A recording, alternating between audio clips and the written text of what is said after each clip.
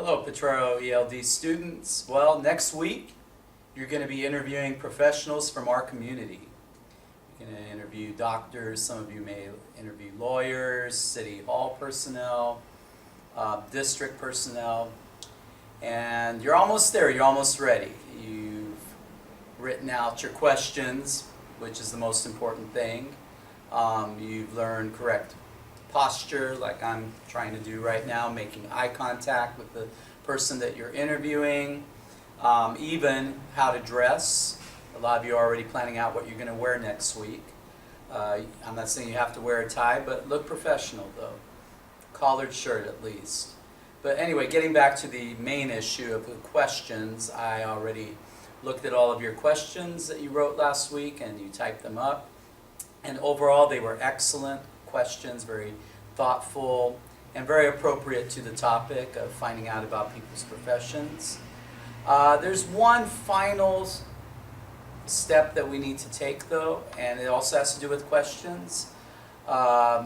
These are questions that you might not have to ask, but I want to prepare you for that just in case you do. And there's two types of questions we're going to be focusing on in this video. Clarifying questions and follow-up questions. Now, these are not questions you'll be able to necessarily write out ahead of time like you did with last week's questions, because it all depends on the answer that you're given during the interview. But I want to prepare you for it just in case you have to ask these two types of questions. So let's start with the first, which is the clarifying question. So we're going to start off with asking clarifying questions. And I brought something here to help clarify that. This is what's called wax paper. And of course, you can't see me, can you? Because it's not clear. Well, when you clarify something, you make it so that you're able to see through. So now it is clear. So that'll help you better understand what I mean by a clarifying question. Clarify. To make something clearer. So just like this. You can see me. Easier to see or easier to understand. Now, of course, in the interview, we're focusing more on the understanding part because you're going to have people speak to you and hopefully you're going to understand them. You will see them, but it's more than just seeing them. It's understanding the words that come out of their mouth. Now, if you speak Spanish, you might notice that this word sounds like a Spanish word, clarificar. And in fact, the meaning is exactly the same in Spanish, hacer más claro. If you speak Spanish, then you know that that means to make something able to be understood or visible, or even more importantly, that you can comprehend what was just told to you. So when you ask a clarifying question, you are trying to understand what a person said. And that is the goal of this interview. You're not just there to sit quietly, ask a question, and then listen to them. You want to interact. You want to show that you are truly listening. And that can even be when you don't quite understand what was just told to you. So when do we need to ask a clarifying question? This picture gives you a little clue. He looks very confused, doesn't he? Scratching his head, there's a question mark there. Well, whenever you do not understand something a person is saying. During your interview, you may not always understand an answer. That's okay. It's not the end of the world. Don't be shy. Go ahead and ask a clarifying question. There's nothing wrong with that. In fact, the person that you're interviewing will probably appreciate that and realize, hey, this guy or this girl is actually listening to me. Because now they're confused and they'll be more than happy to explain their answer in a different way. What is an example of a clarifying question?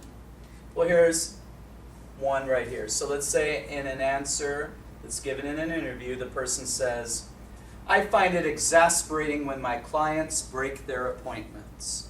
So you hear that, you might write it down. Of course, many of you are going to be recording these interviews with your mobile devices. So you go back and play it and you're You're good up until that point, and then you're thinking, I don't get exactly what that means. You're scratching your head and trying to figure out, what did this person just tell me? They are speaking English, but I didn't quite get what they told me. So you can ask a question to clarify. You could say something like this. When you said exasperating, what did you mean by that? Now, if you notice here, this is a kind of a clever way to get that person to define a word that they might have used that you didn't understand. So you probably understood I find it, and then when, maybe clients would be a little bit iffy, but exasperating, again, these are adults that are a lot of times used to talking to adults all day long, so they're not necessarily going to think that you don't understand certain words. And if you don't, you must sort of take a time out in the interview and get them to explain. So you could say, when you said exasperating, and this works for any word, let's say clients. When you said clients, what did you mean by that? So this is one really good way to ask a clarifying question by getting the person you're interviewing to define a word for you. Next. Of course, we're very big on sentence frames in our class. These sentence frames will be provided to you on the day of the interview, or before actually. You'll have them in your papers that you take with you. Plus, I'll have this poster up in the library where we're going to be conducting the interviews. And you're welcome to also take pictures with your mobile devices, just in case. I think let's keep it really simple. 3 is good. You could just use whichever you're comfortable with or try to mix it up. So you could say, when you said, and then whatever it was that they said, it could be one word, it could be an entire sentence. What did you mean by that? That is a clarifying question. Another one. Could you please explain what you meant by, and then of course whatever it is that they said that you found to be confusing or that you were a little bit unsure about. And number 3, I'm not sure what you meant by, then the part that you were not sure about would go here. Could you tell me more? So these are 3 ways that you, and there's others, of course, as I always teach you in ELD, these aren't the only ways. We have many, many different ways to express ourselves in any language, especially in English. But these are 3 ways that I think will help you in your interview when it comes to asking a clarifying question. So I would like you to, those of you watching this video, pause and really practice these. Repeat them. Fill them in with whatever you want right now. Just kind of play with it. And then come back to the video in about a minute and resume with the video.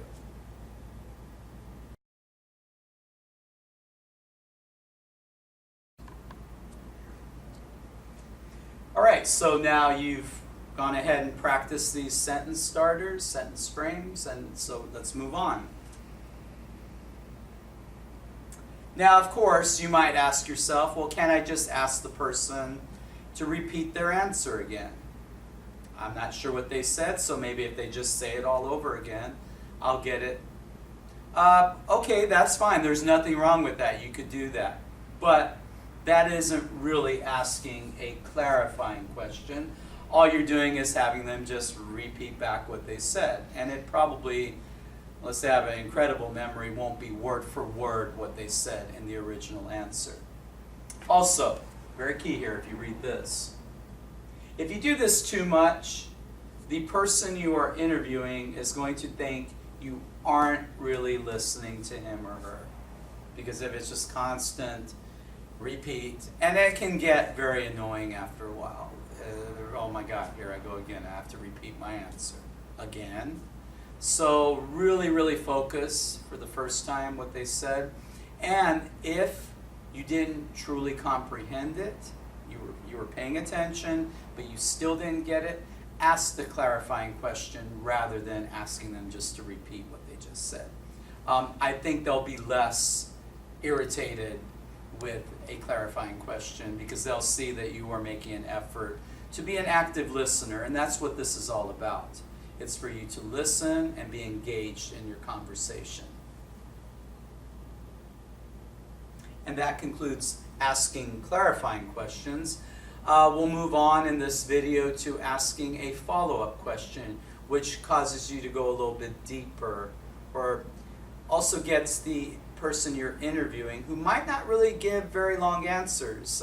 You might be dealing with people that like to just get to the point and keep it short. But you want to get a little bit more than just short little answers out of the person you're interviewing.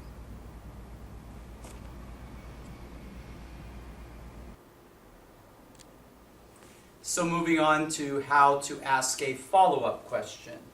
Now, sometimes there's confusion between that and a following question, and we'll talk about that later on, but let's first go over what a follow-up question is and when you would want to use it.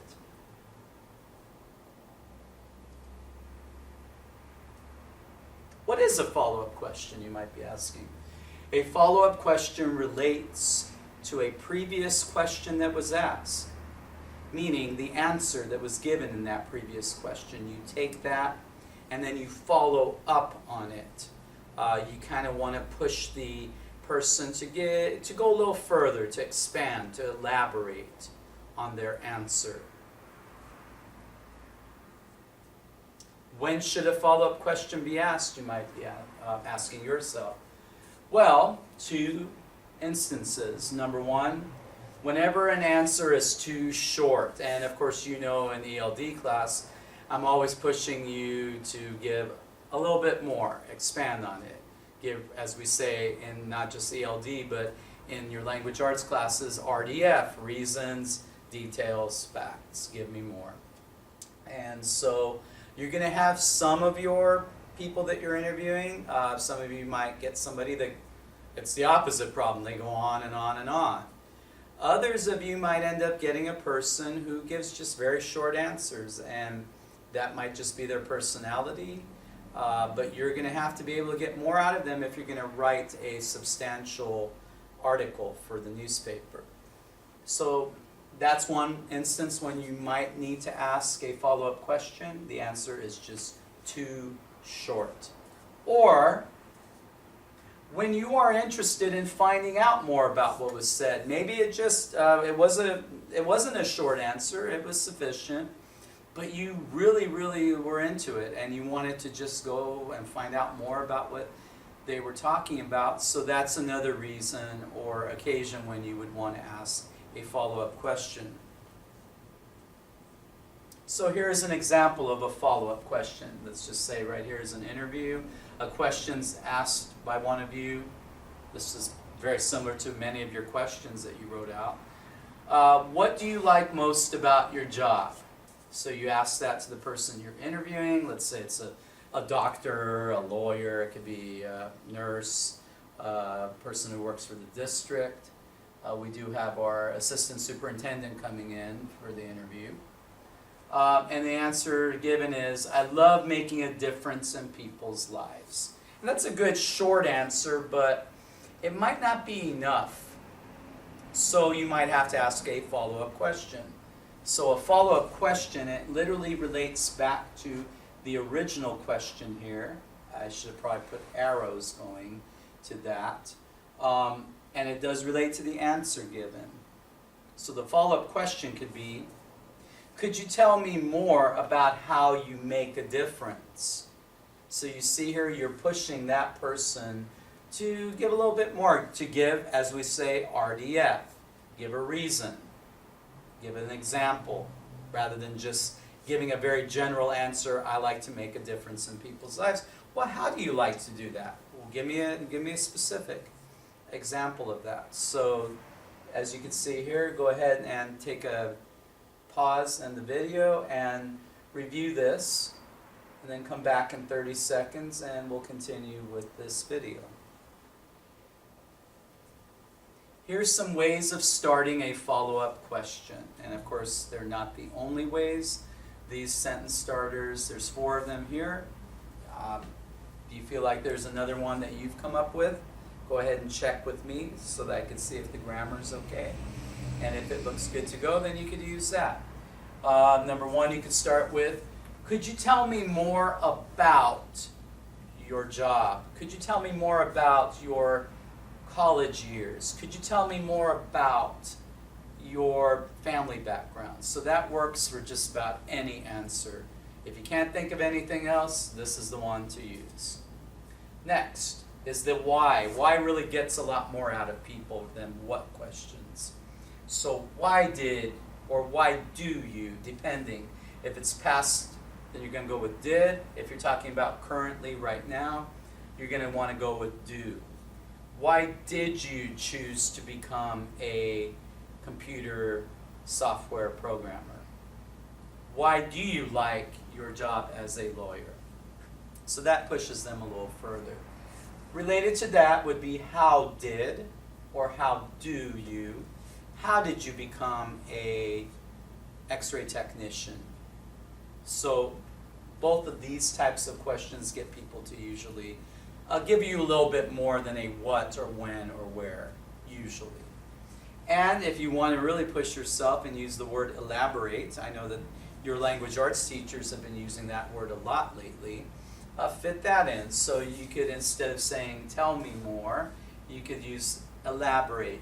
Could you elaborate a bit more about your childhood in Mexico?